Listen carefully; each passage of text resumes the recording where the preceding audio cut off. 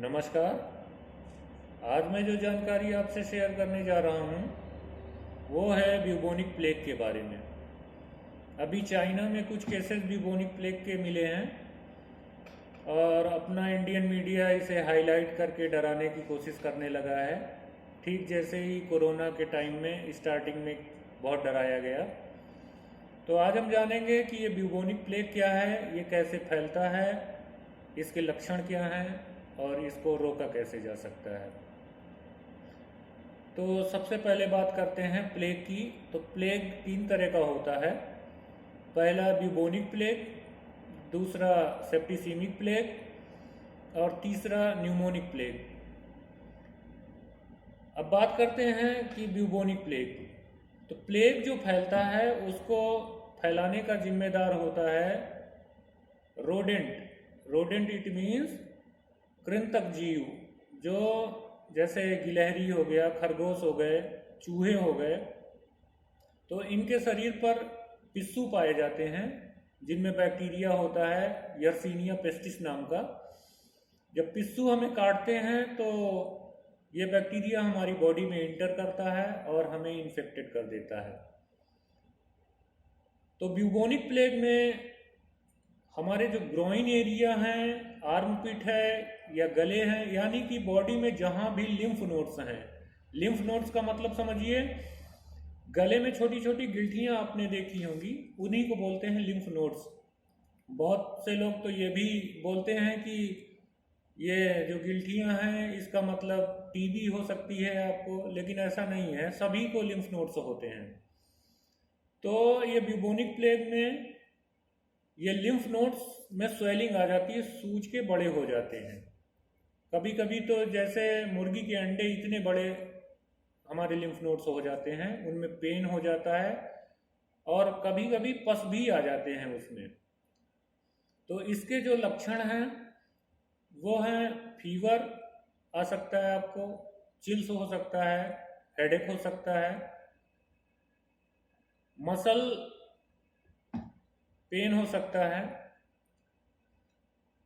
तो अगर ऐसी प्रॉब्लम है तो आप अपने डॉक्टर से संपर्क कीजिए। Second thing, septicemic plague.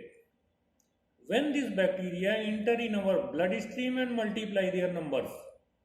जब ये बैक्टीरिया हमारे शरीर के ब्लड स्ट्रीम में पहुंच जाता है और अपनी संख्या को बढ़ाता है, उस कंडीशन को सेप्टिसीमिक प्लेग बोलते हैं। सेप्टिसीमिक प्लेग के जो सिम्टम्स हैं, जो लक्षण हैं, वो फीवर आ सकता है, चिल्स हो सकता है, ब्लीडिंग, इंटरनल ब्लीडिंग हो सकती है और गैंग्रीन बन सकता है। गैंग्रीन का मतलब है नीले या काले रंग का निशान, स्पेशली ऑन फिंगर टिप्स।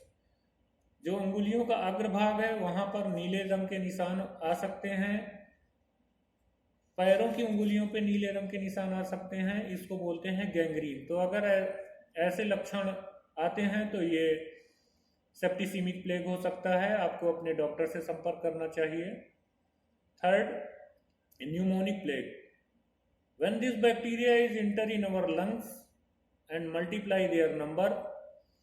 जब ये बैक्टीरिया हमारे लंग्स में इंटर करता है और न्यूमोनिया कर देता है, अपनी संख्या को बढ़ाता है, तो उस कंडीशन को बोलते हैं न्यूमोनिक प्लेग।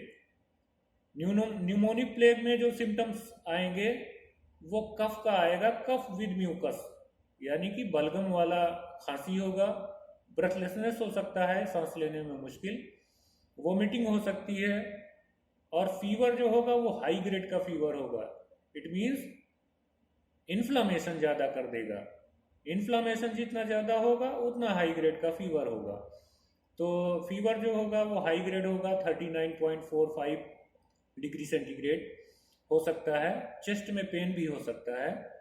तो अगर इस तरह के लक्षण आपको महसूस होते हैं तो आप अपने डॉक्टर से संपर्क कीजिए। ये ट्रीटेबल डिजीज है, बैक्टीरियल डिजीज है। आप ये जानते ही हैं कि बैक्टीरियल डिजीज और वायरल डिजीज में डिफरेंस होता है।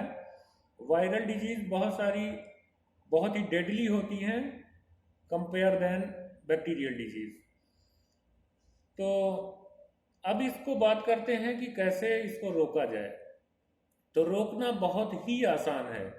जितने मैंने अभी आपको ये लक्षण बताए, आपको बीमारी बताई, उसको आप भूल जाइए और सिर्फ इसको रोकने का तरीका याद रखिए कि इसको रोका कैसे जा सकता है। तो रोकने के लिए आपको सिर्फ चूहों को अपने घर से भगाना है, क्योंकि जो रोडेंट जीव है उसमें चूहा ही हमारे घर में आता है। अब जब चूहा ही नहीं आएगा तो इस बीमारी को भी नहीं लाएगा। तो इसका मतलब चूहे को आप पकड़िए और कहीं दूर ले जाके छोड़ दीजिए, यानी कि घर से चूहे को भगाना है। गिलहरी और खरगोश जैसे जीव तो हमारे घर के पास नहीं रहते हैं, तो उनसे कोई खतरा नहीं है। चूहों से खतरा है, तो चूहों को अगर आप भगा देंगे तो इस बीमारी से बचा जा सकता है। अगर ये जानकारी आपको नई लगी हो तो आप इसको शेयर कीजिए, दूसरों को भी अवेयर कीजिए, क्योंकि लोग अवेयर रहेंगे तो इस बीमारी से बचा जा सकता है। अभी ये सिर्फ चाइना में है, डरने की कोई ज़रूरत नहीं है। इंडिया में अभी कोई केस नहीं है। मीडिया इसको हाईलाइट करने की कोशिश कर रही है, इसलिए मैंने सोचा इस पर एक वीडियो बनाएं और लोगों को अवेयर करें, ताकि लोगों से डर निकल जाए। नमस्कार।